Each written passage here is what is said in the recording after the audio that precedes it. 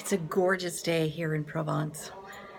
And if you can hear sounds in the background, it's the men working on the cathedral. They're actually taking down the scaffolding.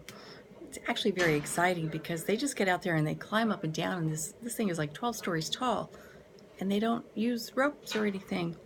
We're so used to safety and legality in the States. But that's not what I'm here to talk about today. I want to talk to you about mindset. Mindset is how you think about things. It's how you think about yourself. And it also is really, it factors so heavily in what we're able to do. Because you see, if you don't believe that you can do something, you won't be able to do it. Your mind will ensure that you can't.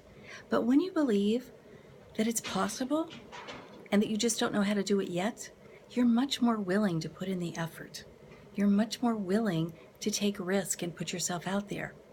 When you have what we call a fixed mindset, you're not very willing to take risk. You're seeking others' approval because you don't believe in your own opinion, and you're constantly in a state of sort of hiding because you're afraid that people will discover that you're flawed. Well, guess what? We're all flawed. And if you want to transition into a growth mindset, you become more curious. You're willing to take more challenges because you figure that if you don't figure it out now, that's okay. Failing will help you to figure it out later.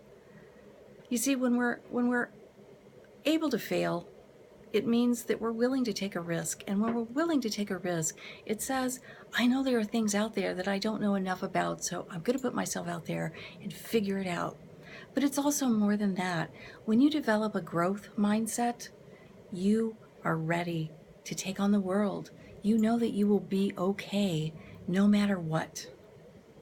So how do you develop a growth mindset? One is to catch yourself. Imagine that you have just been asked to give a presentation. Where's your mind go? Does it go to, oh no, I'm not good at public speaking? Does it go to, I don't know enough about this topic? Does it go to, I could embarrass myself? That's a fixed mindset. So the first step is just to become aware of when you have those thoughts, limiting thoughts, thoughts that will stop you. If you allow those thoughts to continue, you might back out of the presentation. And we want you out there. We want you learning how to give a good presentation and feeling good about yourself.